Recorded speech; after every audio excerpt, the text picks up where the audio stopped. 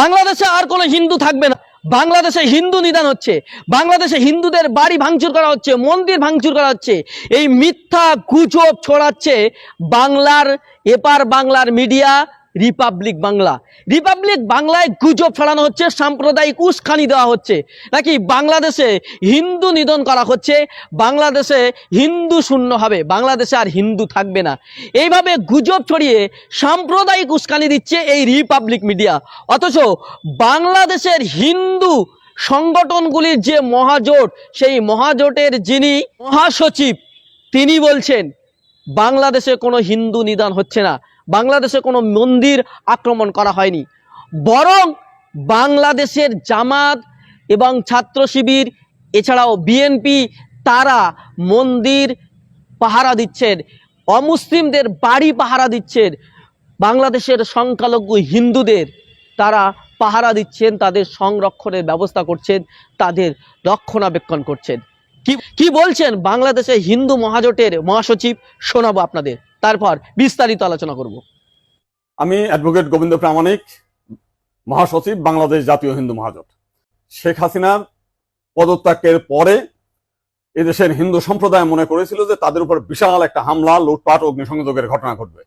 কিন্তু গতকাল বিকালেই বিএনপি এবং জামাতের নেতারা তাদের নেতৃবৃন্দকে হিন্দুদের বাড়িতে হামলা, লুটপাট, অগ্নিসংযোগ যাতে না হয় এবং প্রত্যেক মন্দিরে যাতে পাহারা দেয় সেই ব্যবস্থা করার নির্দেশ দেয়। এবং গতকাল থেকে আমরা দেখেছি সেই পাহারা দিয়েছে।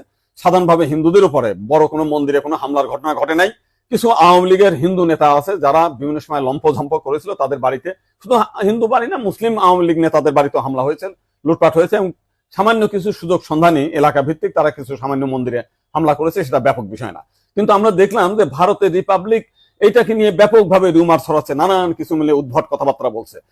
এবং আজকে দেখলাম শেখ হাসিনার নিয়ে তারা কাহিনী তৈরি করছে, বঙ্গবন্ধুর স্ট্যাচু মানে ভাঙছে, সেটা নিয়ে তারা খুব দুঃখে সাগরে ভাসছে।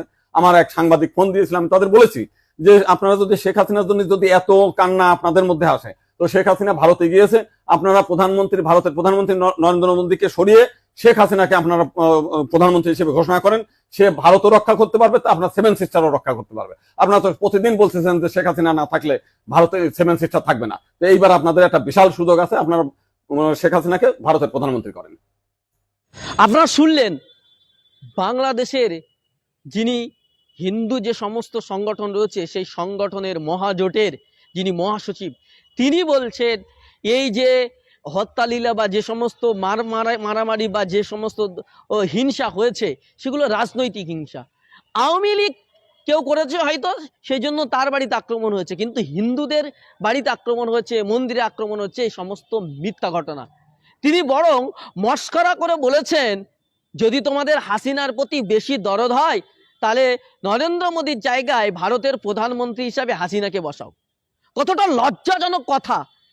আর এদেশের মিডিয়া রিপাবলিকের মতো কিছু যারা দালাল মিডিয়া, যারা গেরুয়া মিডিয়া, যারা হলুদ মিডিয়া, যারা মিডিয়ার নামে বেশ্যাদি করে বেড়াচ্ছে, তারা সাম্প্রদায়িক উস্কানি দিচ্ছে এখানে বসে। অথচ ওপার বাংলার মানুষ বলছে আমাদের উপর কোনো আক্রমণ হয়নি।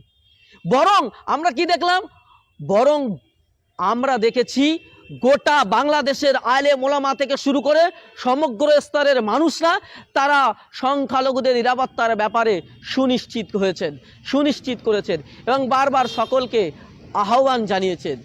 তারা যদি যে ছাত্র আন্দোলনের সমন্বয়করা ছিলেন তারা স্পষ্ট ঘোষণা করেছেন কোনো সংখ্যালঘুদের বাড়িতে বা কোনো মন্দিরে, কোনো ধর্মস্থানে যাতে কোনো রকম হামলা না হয় সে ব্যাপারে সবাই সজাগ থাকবেন এবং আমরাও থাকব। আমরা কি দেখলাম, তা এই সব ঘোষণার পর জামাতের লোকজন, মাদ্রাসার ছাত্ররা, ছাত্র শিবিরের ছাত্ররা, ছাত্র সংগঠনের নেতৃত্বরা, ছাত্র সমাজ, বাংলাদেশের মুসলিম সমাজ অমুসলিমদের বাড়িতে গিয়ে পাহারা দিয়েছেন, মন্দিরে পাহারা দিয়েছেন, বিভিন্ন ধর্মস্থানে তারা পাহারা দিয়েছেন যাতে কারোর কোনো ক্ষতি না হয়। এবং তারা বলছেন আমরা নিরাপদ। শুধু এই যে বাংলাদেশের যে মহাজোটের মহাসচিব তিনি একথা বলেননি, বরং বাংলাদেশের অনেক অমুসলিমরা তারা ফেসবুকে পোস্ট করেছেন। তারা বলছেন যেভাবে আমাদের এখানকার মুসলমান ভাইয়েরা আমাদের পাশে দাঁড়িয়েছেন, আমাদেরকে হেফাজত করার ব্যবস্থা করেছেন, আমাদেরকে যেভাবে সংরক্ষণ করেছেন, যেভাবে আমাদের সহযোগিতা করেছেন, আমরা সত্যি আপ্লুত। নতুন বাংলাদেশ তারা দেখছেন। আর আমাদের দেশের এই মিডিয়া রিপাবলিকের মতো কুলাঙ্গার কিছু মিডিয়া, যারা শাসকের পেটুক, যারা পাঁচাটা শাসকের পাঁচাটা দালাল, তারা এই সমস্ত দুরকম এই সমস্ত উস্কানিমূলক ভিডিও দিয়ে, এই সমস্ত উস্কানিমূলক কথা বলে ওপার বাংলার রাজনৈতিক হিংসাকে এপার বাংলায় সাম্প্রদায়িক হিংসায় পরিণত করার চেষ্টা করছে। আর সেই সাথে সাথে আমাদের দেশের শাসক দল বিজেপি সেটা নিয়ে লাফালাফি করছে। তাদের খুব দরদ হচ্ছে ওপার বাংলার হিন্দুদের জন্য, কিন্তু এপার বাংলার যখন আদিবাসীদের উপর অত্যাচার হয় এদের কোনো দরদ হয় না। এপার বাংলার যখন আদিবাসী মায়েদের উপর অত্যাচার হয়, এপার বাংলায় যখন দলিতের উপর নির্যাতন হয়, তখন এদের কোনো কষ্ট হয় না, এদের কোনো আঘাত হয় না। ভারতবর্ষে যখন হাজার হাজার মণিপুরের মা বোনদের নির্যাতন করা হয়, তখন এদের কোনো কষ্ট হয় না, এই বিজেপিদের কোনো দুঃখ হয় না। ওদের ওপার বাংলার জন্য খুব দরদ। আসলে এরা ওপারে কারো পৌষ মাস আর কারো সর্বনাশ, ওপারের মানুষের সর্বনাশ হয়েছে আর এরা এদেরকে পৌষ মাস দেখছে, এরা এদেরকে মজা নিচ্ছে, রাজনৈতিক ফায়দা তোলার চেষ্টা করছে, সাম্প্রদায়িক দাঙ্গা দিয়ে বাংলায় ক্ষমতা দখলে তারা ষড়যন্ত্র করছে। কিন্তু বাংলার মানুষ ব্যর্থ করে দিয়েছে, ওপার বাংলার মানুষ যেমন এদের উস্কানি ব্যর্থ করে দিয়েছে, এদের সাম্প্রদায়িক চক্রান্ত ব্যর্থ করেছে, এপার বাংলার মানুষও হয়তো এই সাম্প্রদায়িকতা ব্যর্থ করবে। কারণ বাংলাদেশের আলেম ওলামা থেকে শুরু করে সর্বস্তরের মানুষ তার প্রতিবাদ জানিয়েছেন এবং তারা সতর্ক ভূমিকা পালন করেছে। মিজানুর রহমান আজারি থেকে শুরু করে আহমদুল্লাহ সাহেব এবং বাংলাদেশের পীর সাহেব চরমনাই থেকে শুরু করে বাংলাদেশের জামাত ইসলামী, সর্বস্তরের মানুষ নেতৃত্বরা এ বিষয়ে তারা সক্রিয় ভূমিকা পালন করেছেন এবং কোনো সংখ্যালঘু হিন্দুদের উপর আক্রমণ হতে দেয়নি, বরং তারা রাত্রি যাপন করে তারা মন্দির পাহারা দিয়েছেন, সংখ্যালঘুদের পাহারা দিয়েছেন। সংখ্যালঘুরা কি বলছেন, ওপার বাংলার সংখ্যালঘুরা অর্থাৎ হিন্দুরা কি বলছেন শুনুন, তাদের বাড়িতে কোনো আক্রমণ হয়েছেন কিনা একজনের আমি বক্তব্য আপনাদের শোনাচ্ছি, শুনুন। বর্তমান পরিস্থিতিতে আপনাদের উপর কি কোনো হুমকি বা কোনো কিছু আসছে এই পর্যন্ত, বা মন্দির বাড়ি থেকে আসছে? যাক, মন্দিরের উপর কোনো সমস্যা ছিল না। যদি আমাদের কোনো সমস্যায় যদি আপনারা পড়েন আমাদেরকে অবহিত করবেন, আমরা তো চেষ্টা করবো আপনাদের সহযোগিতা করার। মন্দিরের জন্য আক্রমণ হবে, আপনাদের কোনো শারীরিক সমস্যা হয়, কোনো মন্দির পাহারা দিয়ে ঠিক আছে। আপনারা শুনলেন তার বক্তব্য। অর্থাৎ কোনোভাবেই কোনো আক্রমণ হয়নি কারো বাড়িতে কোথাও, বরং যেটা হয়েছে রাজনৈতিক প্রতিহিংসা। যারা আওয়ামী লীগ করতো, বাংলাদেশের সংখ্যালঘুরা সাধারণত শাসকের পক্ষেই ছিল, আওয়ামী লীগ করতো যারা, সেই আওয়ামী লীগ যারা করতো তাদের মধ্যে কিছু অমুসলিম ছিলেন। রাজনৈতিক পার্টিতে মুসলিম অমুসলিম সব দলই থাকবে, এটা স্বাভাবিক।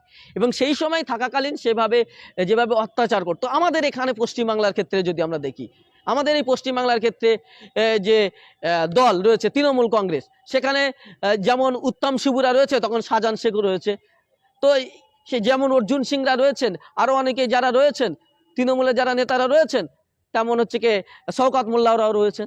ফলে এইরকম এরা যেভাবে অত্যাচার করেছে, মানুষ যখন রিভেঞ্জ নেবে তখন সবাইকে, তখন তো হিন্দু মুসলিম দেবেন, সবার উপরে প্রতিশোধ নেওয়ার চেষ্টা করবে সাধারণ মানুষ। ঠিক তেমন কয়েকটা ঘটনা হয়তো ঘটেছে এবং সেই ঘটনাকে সাম্প্রদায়িক দাঙ্গা দাগানোর চেষ্টা করেছে, সেই ঘটনাকে সাম্প্রদায়িক উস্কানি দিয়ে মানুষের মধ্যে বিভেদ তৈরি করার চেষ্টা করছে, এপার বাংলায় দাঙ্গা লাগানোর চেষ্টা করেছে এই রিপাবলিকের মতো কুলাঙ্গার মিডিয়াগুলো। এদের বিরুদ্ধে গর্জে উঠুন আপনারা, কারণ এদের এই কুলাঙ্গারদের বিরুদ্ধে গর্জে না উঠলে আগামী দিনে আরো আমাদের সমাজকে বিভাজন করবে। আর এদের এই কথা শুনে কিছু হিন্দুত্ববাদী লোকজন আমরা দেখছি ফেসবুকে তারা পোস্ট করছে যে ওপার বাংলার সংখ্যালঘুদের যেভাবে অত্যাচার করা হয়েছে, এবার বাংলার সংখ্যালঘুদের এইভাবে অত্যাচার করতে হবে, তাহলেই বোধহয় সব ঠিক হয়ে যাবে।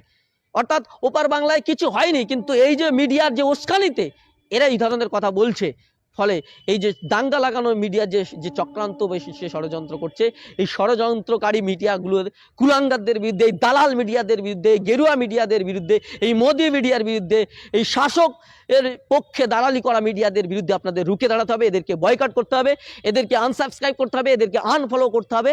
এবং আপনার বেশি বেশি আমাদের এই ভিডিওকে শেয়ার করুন, মানুষের কাছে পৌঁছে দিন, সত্য মানুষের কাছে উঠে আসুক এবং মানুষ আসল সত্যিটা জানুক যে বাংলাদেশে কোনো সংখ্যালঘুদের উপর আক্রমণ হয়নি, বরং এদেশের মিডিয়া, এদেশের কুলাঙ্গার মিডিয়ারা, দালাল মিডিয়ারা গেরুয়া মিডিয়ারা যে মিথ্যাচার করছে তাদের বিরুদ্ধে জবাব দিতে হবে।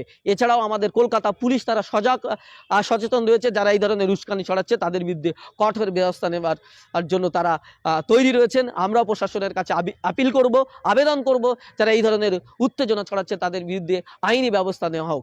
এবং আপনাদেরকে বলবো, আপনারা যারা আমাদের ইউটিউব চ্যানেলে নতুন তারা আমাদের চ্যানেলটি সাবস্ক্রাইব করুন। আর যদি ভিডিওটি আপনি ফেসবুকে দেখে থাকেন ফেসবুক পেজটি ফলো করুন।